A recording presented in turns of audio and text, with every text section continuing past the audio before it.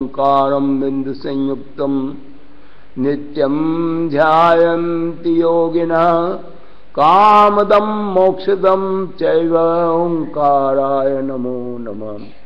अविरल शब्द घनोघम प्रक्षालित सकल मल भूतल कलंका मुनि विरूपासितीर्था सरस्वती हरतुनो दुरितान अज्ञानतिमिरान्धानां ज्ञानाञ्जनशलाकया चक्षुरुन्मिलितं येन तस्मै श्रीगुरुवे नमः। तस्मै श्रीगुरुवे नमः। तस्मै श्रीगुरुवे नमः। नमः समय साराय स्वानुभूत्या चकासते चित स्वभावाय भावाय सर्वभावान्तरच्छिदे सर्वभावान्तरच्छिदे सर्वभावान्तरच्छिदे। समयसार ग्रंथादिराज विराजमान है। आचार्य कुंद देव ने भव्य जीवों के ऊपर करुणा करके अनादिकाल से यह जीव जो चतुर्गति में भ्रमण कर रहा है वो अपने आप को भूल के कर रहा है, क्योंकि इसने अपना स्वरूप नहीं जाना और पर में ही एकत्व बुद्धि की, ममत्व बुद्धि की, कर्तृत्व बुद्धि की, मैं इसका करने वाला, ये पद्रव्य मेरा करने वाला, ऐसी बुद्धि। मैं और ये एक हूं, जीव और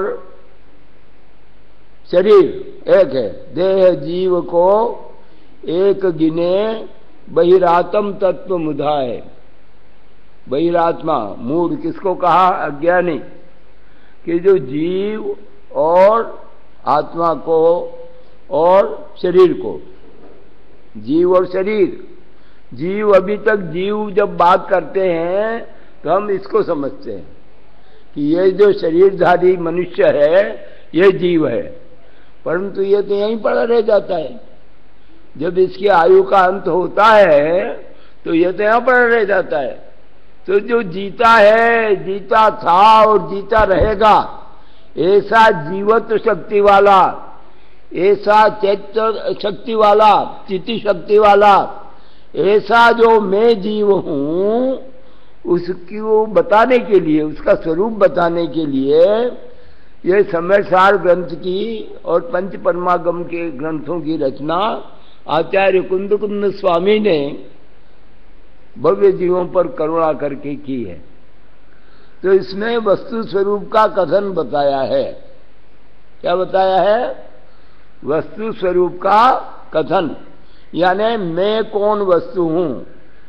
जग में तो अनंत पदार्थ हैं, अनंत पदार्थ हैं, अनंत पर्याय हैं, अनंत गुण हैं, और वो भी भूतकाल की, भविष्यत काल की, वर्तमान काल की, अनंत अनंत अनंत अनंत।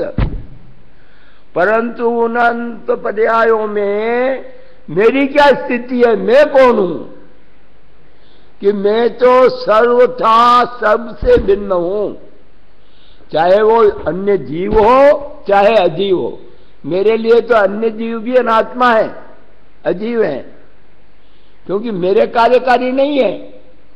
मैं तो एक शुद्ध परमात्म चैतन्य स्वरूप, सहजानंद स्वरूपी, ज्ञानानंद स्वरूपी, निजानंद स्वरूपी ऐसा चैतन्य तत्व हूं, ज्ञायक तत्व हूं। ज्ञायक का मतलब जो ज्ञान करता है, जानता है, जानने वाला। तो ये जीव का लक्षण है। जीवो वो गमो अमुत्तिकत्ता सदेह परिणामो भोक्तो संसारत्थो सिद्धो सो विसत्सो ढक गई। जीव के 10 अधिकार बताते हुए नेमिचंद्राचार्य ने द्रव्य संग्रह में कहा है कि जीवो वो गमो, जीव कैसा है? उपयोगमयी। जीव मने मैं। हमेशा जब जीव की बात आए तो अपनी बात समझना, यहां पर समय साराय, समय यानी आत्मा, समय यानी टाइम भी होता है, समय यानी वस्तु भी होती है, पदार्थ भी होता है। यहां पर तो जो मैं पदार्थ हूं उसकी बात चल रही है। तो ऐसा मैं समय सार रूप भगवान हूं, समय का सार यानी आत्मा का सार, अर्थात आत्मा की शुद्ध आत्मा, शुद्ध अवस्था। और ये कैसी है शुद्ध अवस्था? त्रिकालिक है, कोई आज की कल की नहीं है। तो कि सिद्ध भगवान तो जब होते हैं अष्टकर्मों का नष्ट करके होते हैं, कि वो तो उनकी पर्याय में प्रकट होती है अवस्था, परंतु वास्तव में जो इस जीव में मौजूद है, मुझ में मौजूद है, मेरा जो स्वरूप है वो तो शुद्ध त्रिकाली शुद्ध परमात्मा है, ऐसा मेरा स्वरूप है। तो यहां पर मंगलाचरण में 4 लक्षणों को बताया है। नमः समय साराय, उस समय सार माने शुद्धात्मा को नमस्कार हो। कैसा है वह शुद्धात्मा?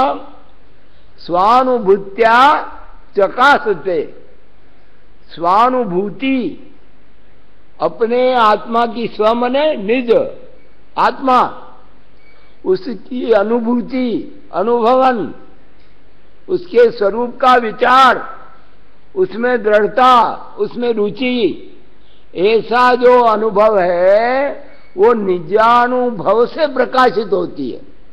यानी जो आप अपना शुद्धात्मा है, मैं शुद्धात्म स्वरूप हूं, तो यह मुझे कब ख्याल आएगा कि जब मैं आत्मा का अनुभव करूंगा, मैं उसका चिंतन करूंगा, आत्मा के स्वरूप को विचार करूंगा कि वह कैसा है, तब मुझे उसका प्रकाश प्राप्त होगा कि यह मैं कौन पदार्थ हूं, कैसा हूं।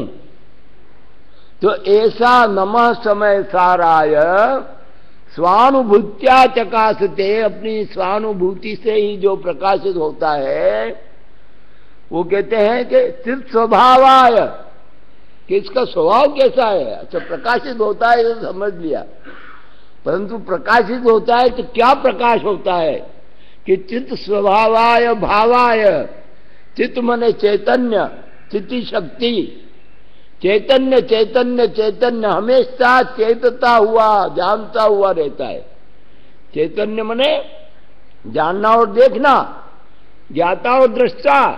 चेतन को है उपयोग रूप, चेतन का क्या उपयोग है? उपयोग में ही है।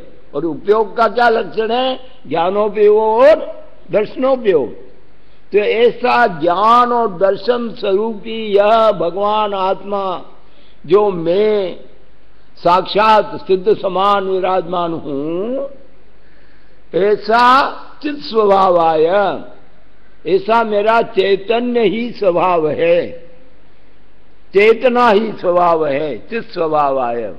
और भावाय, भाव कहते हैं गुण को, भाव कहते हैं स्वरूप को, भाव कीमत को भी कहते हैं। भाई क्या भाव ये सब्जी दी, क्या भाव कपड़ा दिया, तो वो कीमत। तो ऐसी कीमत अपनी क्या है? अपना स्वरूप क्या है? कि स्वरूप भाव गुण वाला, अनंत गुण वाला है ये। और भावाय मने अपने भाव में ही तिष्ठता है, अपने भाव को नहीं छोड़ता। स्वरूप, स्व मने निज, रूप मने उसके परिणमन, उसका स्वभाव। तो ऐसा स्व मने निज का जो रूप है, वो निज का रूप कैसा है? हूं स्वतंत्र निश्चल निष्काम ज्ञाता दृष्टा तम राम। मेरा तो स्वरूप जानन देखनारा है। तो ऐसा जो मैं शुद्धात्म स्वरूपी जीव हूं, आत्मा हूं, वो जो कि निज अनुभूति से ही प्रकाशित होने वाला है। और वो कैसा है कि चित्त स्वभाव, चैतन्य ही उसका स्वभाव है। भावाय माने अपने स्वरूप में ही सदा तिष्ठता है, अपने भाव को नहीं छोड़ता। स्वरूप, जो जिसका स्वरूप होता है वह उससे अलग नहीं होता। पानी का स्वरूप क्या है? शीतलता। अग्नि का स्वरूप क्या है? उष्णता। तो पानी में जो शीतलता है, कितने भी संयोग प्राप्त हो जाएं, जैसे ही संयोग उससे अलग होते हैं वैसे ही उसमें शीतलता आ जाती है। पानी गैस के संयोग से, अग्नि के संयोग से गर्म होता है, परंतु वो गर्म होकर जैसे ही अग्नि का संयोग गया, अपन ने उसको अलग रखा तो अपने स्वभाव में आ जाता है। उसका जो शीतलता स्वभाव है उसमें वो आ जाता है। उसी प्रकार यह जीवात्मा, यह भगवान आत्मा, यह शुद्ध आत्मा, ऐसा जो मैं हूं, वह परद्रव्यों के संयोग से जब भी कभी भी अपने आप को भिन्न भाषित होगा, भिन्न अनुभव करेगा, तो अपने स्वरूप में प्रकाशित हो जाएगा। ऐसा इसका स्वरूप है। कैसा है? 4 लक्षण है। कैसा है कि अपने अनुभव से ही प्रकाशित होता है, चैतन्य ही इसका स्वभाव है, और अपने स्वरूप को कभी छोड़ता नहीं। चित स्वभावाय भावाय, आगे क्या है? चित स्वभावाय भावाय सर्वभावांतरच्छिदे। जितने भी भाव हैं, जितने भी गुण हैं, जितने भी द्रव्य हैं, जितने भी पर्याय हैं वस्तु की, सबको प्रकाशित करने वाला, सबको जानने वाला, ऐसा सर्वज्ञ स्वभावी है भगवान आत्मा। ऐसा मैं, मुझमें भी वह सर्वज्ञ स्वभाव विराजमान है। अंतर कितना है कि मम स्वरूप है सिद्ध समान, अमित शक्ति सुख ज्ञान निधान, किंतु आसवश खोया ज्ञान, बना भिखारी निपट अजान। आस के वश, इच्छाओं के वश मैंने अपने ज्ञान गुण को प्रकट नहीं होने दे रहा हूं मैं। उस पर जैसे सूर्य होता है और वो उसका प्रकाश बादल से ढक जाता है, तो सूर्य में प्रकाश की कमी होती है क्या? कि नहीं, सूर्य तो अपने प्रकाश में पूर्णतया से रहता है। ऐसे ही यह भगवान आत्मा, यह जीव द्रव्य, यह ज्ञायक तत्व हमेशा हमेशा त्रिकाली अपने स्वभाव में ही रहता है, ज्ञान स्वरूप ही रहता है। इसका ज्ञान गुण कभी नष्ट नहीं होता। हे ज्ञान सूर्य का उदय जहां, मंगल प्रभात कहलाता है। रविंद्र जी ने कितना सुंदर यह पद्य लिखा है। हे ज्ञान सूर्य का उदय जहां, मंगल प्रभात कहलाता है। मिथ्यात्व महात्म हो विनष्ट, सम्यक्त्व कमल विकसाता है। कहते हैं कि प्रभात तो रोज होता है। प्रभात माने सूर्य उदय का समय। प्रभात माने सूर्य उदय का समय, तो रोज ही प्रभात होता है, रोज ही सूर्य का उदय होता है। कि नहीं, तेरा जो मंगल प्रभात है अभी उसका उदय नहीं हुआ है। जब उसका उदय होगा, ऐसा जो मंगल प्रभात का उदय होगा, हे ज्ञान सूर्य का उदय जहां, मंगल प्रभात कहलाता है। फिर क्या होगा? मिथ्यात्व महात्म हो विनष्ट, सम्यक्त्व कमल विकसाता है। हे जीव, जब तेरा स्वभाव विकसित होगा, जब तेरा मंगल प्रभात होगा, तो तेरा जो मिथ्यात्व रूपी अंधकार है, मिथ्यात्म अनाश वेकू, ज्ञान के प्रकाश वेकू, आपा पर भास वेकू, भानु सी बखानी है, वो सूर्य है। ऐसा जिनवाणी माता का जो सूर्य है, वो हमको अपने स्वरूप को बताने वाला, ऐसा जो यह प्रभात है, और इसमें ज्ञान और सूर्य जब हमारा उदित होगा, यानी अपने निज पर का विवेक जागृत होगा, तो उस समय सम्यक तो प्रकट होगा और मिथ्यात्रूपी अंधकार नष्ट हो जाएगा। तो फिर क्या होगा आगे? वस्तु का रूप यथार्थ दिखे, वस्तु का रूप यथार्थ दिखे नहीं, इष्ट अनिष्ट दिखाता है। पूरा झगड़ा दुनिया में इस मिथ्यात्व का है। मिथ्या मने झूठापना, मिथ्या मने जो सच नहीं है, जो जैसा है वैसा नहीं मानना और जो जैसा नहीं है वैसा मानना।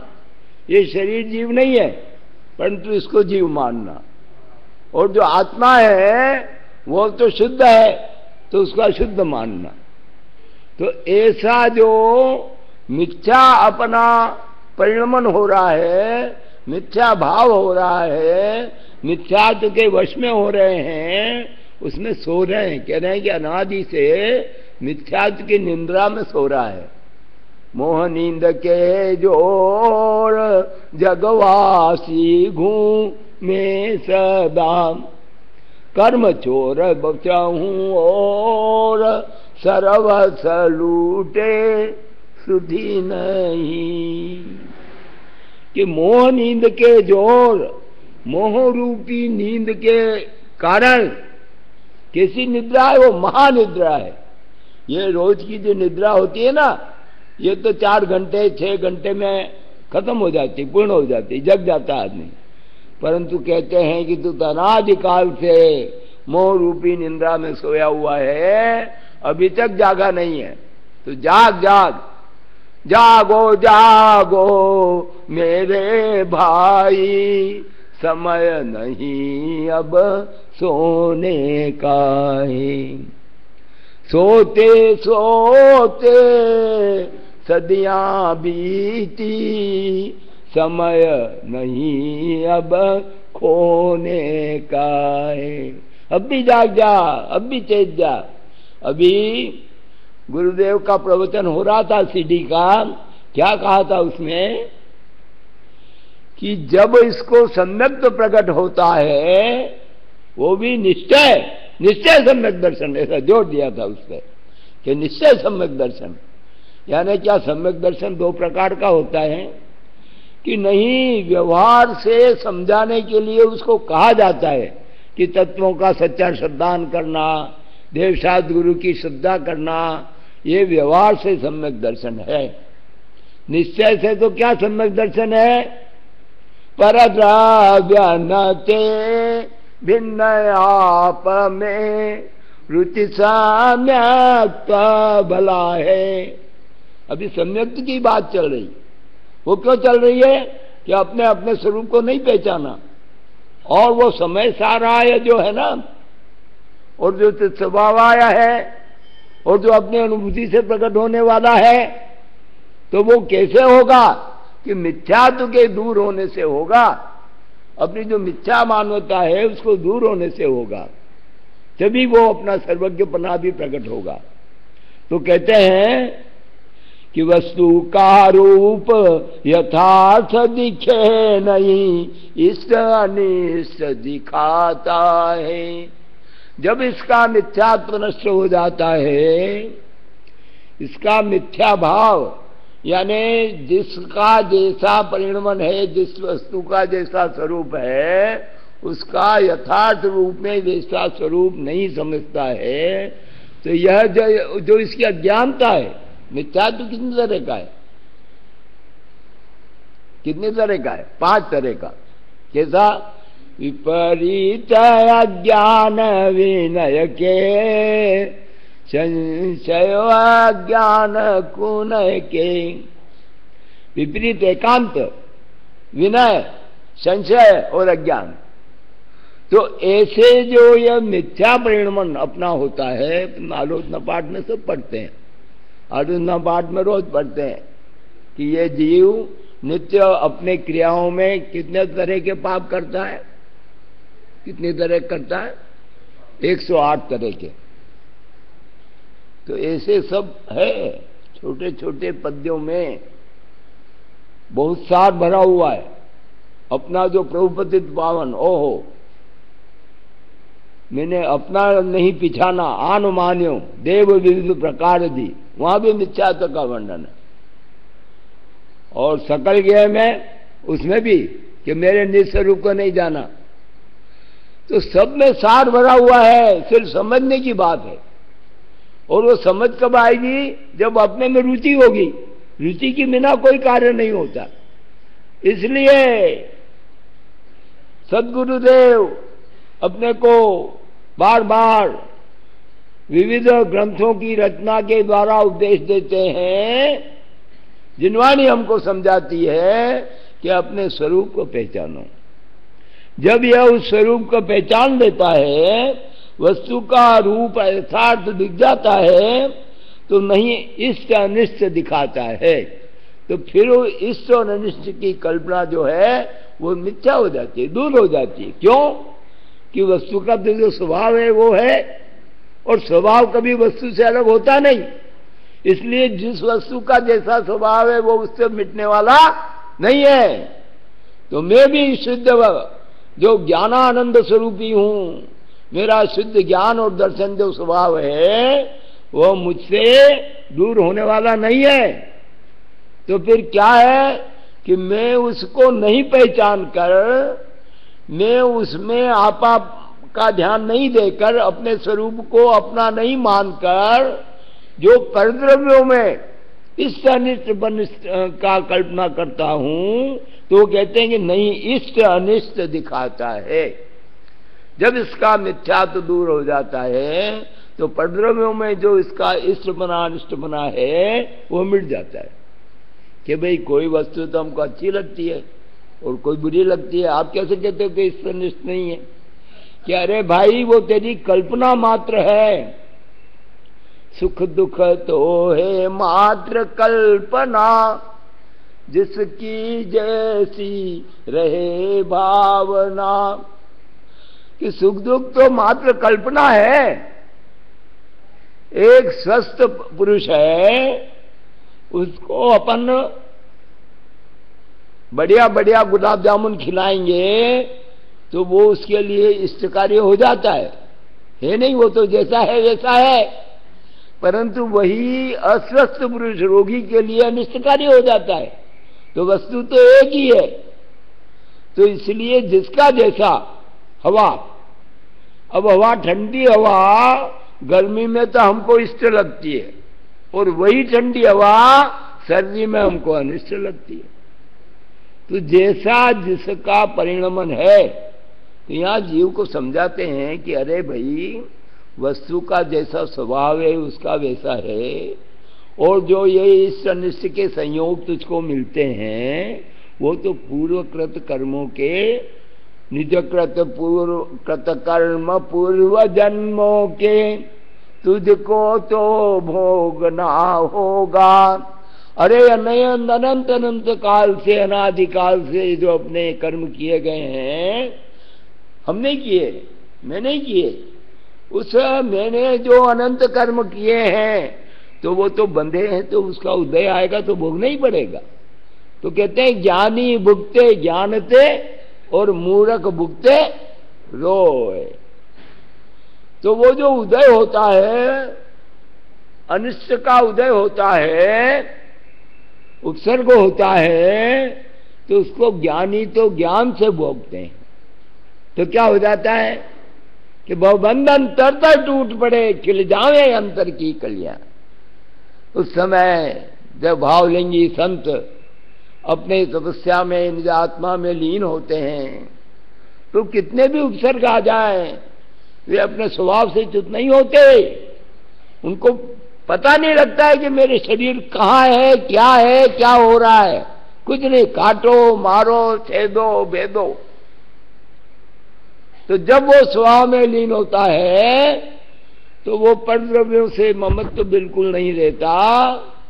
ये मालूम ही नहीं पड़ रहा है किसका संयोग है, वे तो अपने आत्मा में स्थिर रहते हैं। वो कहते हैं ना कि भगवान जो है निज और पर का प्रकाशित तो करते हैं केवल ज्ञान में। स्वपर प्रकाशक है ना, तो पर भी प्रकाशित होता है, स्व भी प्रकाशित होता है। तो पर को भी जानते देखते तो हैं कि भाई वो देखते हुए भी नहीं देखते हैं। सकल ज्ञेय ज्ञायक तदपि निजानंद निजानंद निजानंद रसलीन, अपने ही आनंद का जो रस है उसमें लीन रहते हैं। ऐसा जो सर्वज्ञपना है, तो कहते हैं कि नहीं इष्ट अनिष्ट दिखाता है। हे भिन्न चतुष्ट वान द्रव्य पर लक्ष्य नहीं हो पाता है। यह द्रव्य तो कैसा है कि मैं जो जीव द्रव्य हूं, मैं जो गायक तत्व हूं, मैं तो सर्व पदार्थों से भिन्न हूं, पर द्रव्यों से। तो पर में क्या लेना कि पर में लेना भाव कर्म, द्रव्य कर्म और नो कर्म सभी आ गए इसमें। तो भाव कर्म किसे कहते हैं कि जो राग देश परिणति होती है, अपना विभाव परिणति होती है, उसको भाव कर्म कहते हैं। और द्रव्य कर्म कि जो ज्ञानावर्णाधिक जो 8 कर्म होते हैं वो द्रव्य कर्म। तो नो कर्म किसको कहते हैं कि नाम कर्म के उदय से शरीर की रचना होती है। तो वो शरीर और उस शरीर से संबंधित माता पिता पुत्र बहन भाई मित्र सभी पर द्रव्य हैं।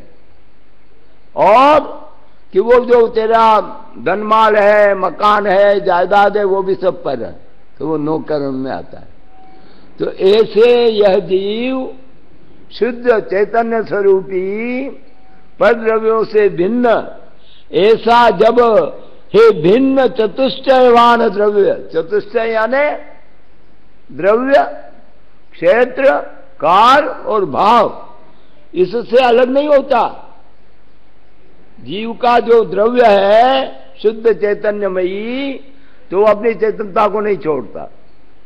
और क्षेत्र, क्षेत्र कितना है इसका कि असंख्यात प्रदेशी, तो वो उससे अलग नहीं होता।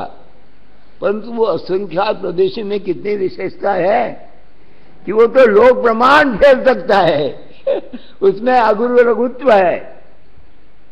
जब छोटा शरीर धारण कर जाता है तो वही असंख्यात प्रदेश वो छोटे में समा जाते हैं, और जब हाथी का शरीर धारण करता है तो हाथी के बराबर हो जाते हैं। तो ऐसे उसमें अगुरु लघुत्व गुण है। तो ऐसे जो द्रव्य क्षेत्र काल भाव रूप यह द्रव्य है, वो अपने द्रव्य अपने काल अपने क्षेत्र और अपने स्वभाव को नहीं छोड़ता। वो क्षेत्र, क्षेत्र में जो असंख्यात प्रदेशी है तो अपने को नहीं छोड़ता। तो इस प्रकार से काल जो त्रिकाली काल है, जीता था, जीता है और जीता रहेगा, ऐसा चैतन्य चैतन्य चैतन्य जागृत अवस्था इसकी ज्योति परम ज्योति, तज्जैत परम ज्योति समम समस्ते अनंत पर्याय दर्पण दलेव सकला प्रतिफलति पदार्थ मालिका यत्र। कैसी है परम ज्योति बताया उसको। ज्योति है वो तो बुझ जाती है, परंतु ये ऐसी ज्योति कभी बुझती नहीं। और ज्योति के लिए तो अपने को दीपक चाहिए, तेल चाहिए, बत्ती चाहिए। वो कहते बत्ती नहीं, नहीं धुआं, नहीं तेल पूरा, भारी हवा तक नहीं सकती बुझाए। मानपुंगाचार्य ने इस केवल ज्ञान की महिमा को बताते हुए कितनी महिमा बताई है उसमें। क्यों कहते हैं असहाय ज्ञान है, किसी की सहायता की आवश्यकता नहीं है। तो इसमें ऐसी जो परम ज्योति है वो भिन्न चतुष्टयवान द्रव्य पर द्रव्यों से भिन्न है और अपने चतुष्टय में रहती है। तो फिर क्या कहते हैं कि पर लक्ष्य नहीं हो पाता है। जब तुम अपने स्व चतुष्टय को पहचानेंगे तो पर में लक्ष्य नहीं जाएगा, द्रव्य दृष्टि रहेगी, पर्याय दृष्टि मिट जाएगी। फिर क्या होता है, अतएव विकारी भाव रहित निज सुख अनुभूति होती है। फिर क्या होता है, जब यह जीव परिणति छोड़ देता है मिथ्यात्व परिणति छोड़ देता है, अपने स्वभाव में स्थिर होता है, अपने स्वरूप को पहचान लेता है, उसमें उसकी रुचि हो जाती है, वो भेद विज्ञान उसको हो जाता है, तो क्या होता है? अतएव विकारी भाव रहित, जो विकारी परिणति है इसकी, वो विकारी इसकी परिणति इसलिए कहा जाता है कि भाई ज्ञान है, वहीं पर भाव है, वहीं परिणाम है, और इसका परिणाम जो है वह इसकी परिणति है। तो भाव तो इसका ही अपने स्वभाव को भूलने से विकारी रूप होता है। तो कहते हैं कि वो जो अखंड शुद्ध ज्ञान तत्व है वो भी विकार हो जाता है, तो वो नहीं होता है। वो तो अपने चतुष्टय में रहता है, उसको तो वज्र की दीवार है, उसको कोई छू नहीं सकता। ये जो ऊपर समुद्र में लहरें चलती है ना, वो उससे भिन्न है और वापस उसमें समा जाती है।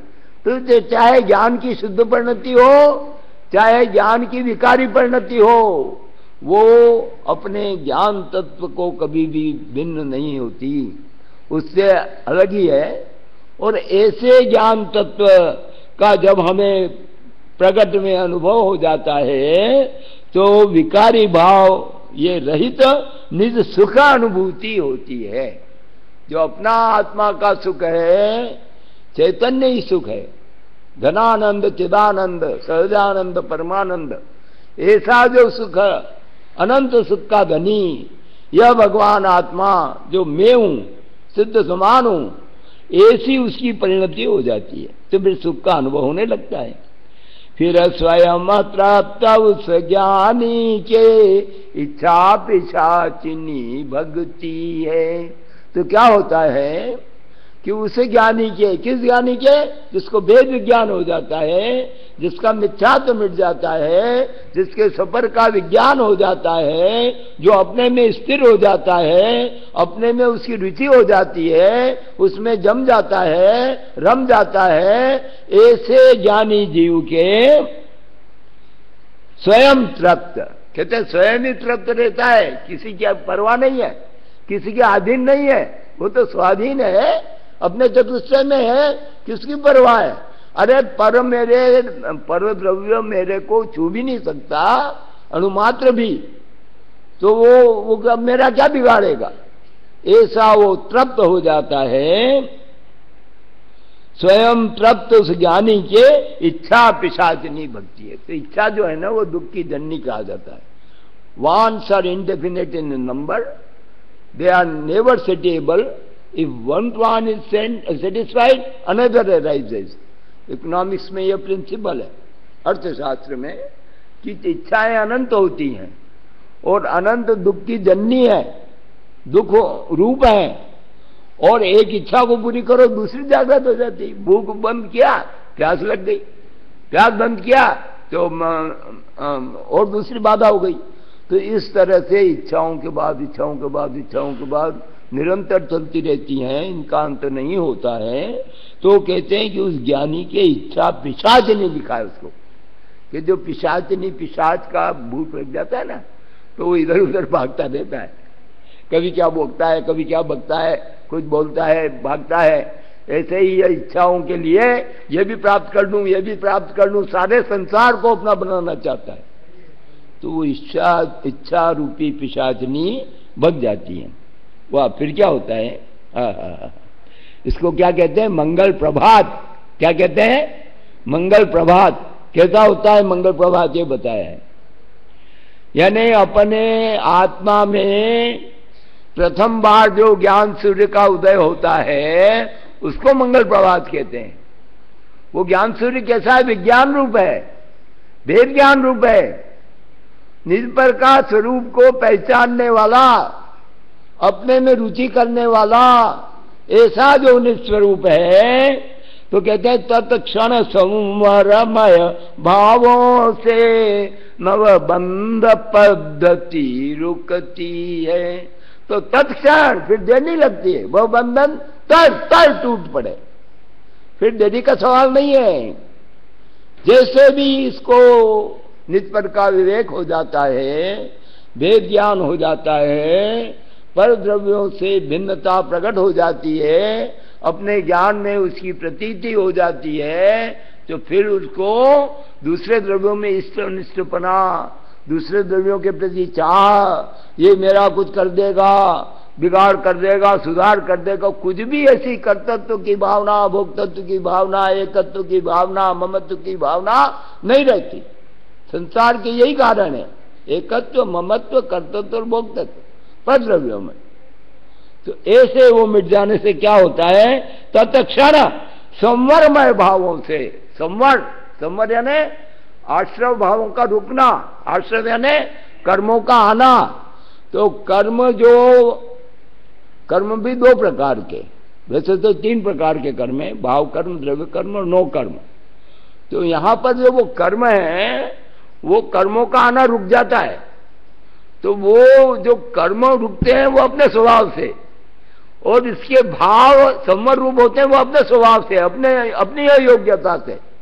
ये उनको नहीं रोकता और वो इसके द्वारा नहीं रुकते। आत्मा में भाव कर्म पैदा नहीं करते हैं, ये स्वयं अपने को भूलकर स्वयं ही अपने भाव पैदा करता है, शुभाशुभ। उस शुभाशुभ भावों को निवारण करके और संवर भाव जब प्रकट हो जाता है, तत्क्षण उसी क्षण संवरमय भावों से नव बंध पद्धति रुकती है, नया बंध रुक जाता है। वाह वाह। तो जब बंध रुक गया, जो मोरी में डांट लगावे तब जल रुक जाता, यह भावों का संवर क्यों नहीं मन लाता। मंगतराय जी कहते हैं कि अरे भाई, जैसे नाव में छेद है और पानी आ रहा है, तो तू पानी कितना भी निकाल दे, वो तो सविपाक निर्जरा हुई, वो तो कर्म उदय आ रहा, प्रतिक्षण आ रहा और प्रतिक्षण निर्जरा हो रही है, परंतु वो निर्जरा तेरे काम की नहीं है, तेरे को तो अविपाक निर्जरा। तो उस दाढ़ को बंद करेगा, छेद को, तब वो संवर प्रकट होगा, और इस संवर भाव के द्वारा नवबंध पद्धति, कर्मों के नए जो बंध होंगे वो नहीं होंगे, उसकी पद्धति जो निरंतर अनादिकाल से हमारे चल रहा है वो रुक जाए। जड़ते हैं स्वयं कर्म बंधन, अभी कहा ना भव बंधन तर टूट पड़े, ऐसे कर्म बंधन स्वयं झड़ जाते हैं। और शिव रमणी उसको वरती है, शिव रमणी उसको वरती है। जब इस प्रकार संवर भाव प्रकट हो जाता है तो बंध प्रगति तो रुक जाती है, और यह निरंतर चलने के कारण, निरंतर अपनी आत्मस्वरूप में लीनता के कारण वो निर्जरा चलती है, और वो इतनी चलती है कि सर्व कर्म नष्ट करने होकर शिव रमणी उसको प्राप्त हो जाती है। इस प्रकार से यह जीव का स्वरूप है। तो हमें इसको समझने की आवश्यकता है। और यहाँ पर अपन ने आज ये 4 जो विशेषण है इसी की चर्चा की, कि जो पहले इस श्लोक में 4 विशेषण आत्मा के कौन से बताए कि नमः समय साराय स्वानुभूत्या चकास्ते चित स्वभाव भावाय सर्वभावान तरच्छिदे। इस तरह से इसका वर्णन हुआ। मैं एक पद बोलूंगा, सब साथ में बोलेंगे। तुझ में मुझ में हर जीवन में, निज निज का जो आत्मदेव है, शुद्ध निरंजन निराकार जो, वही हमारा इष्ट देव है। जानन देखन हारा जो है, खूब खुल करके बोलो, आत्मा की बात है ना। जानन देखन हारा जो है, तेरा मेरा भाव नहीं है,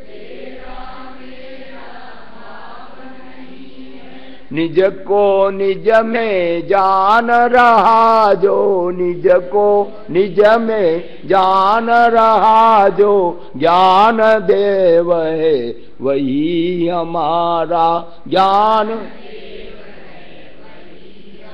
और कैसा है? जड़ से भिन्न, जड़ से भिन्न शुद्ध चेतन है, रंग रूप का नाम नहीं, उपयोगी जिसका स्वभाव है, चैतन्य देव है वही हमारा।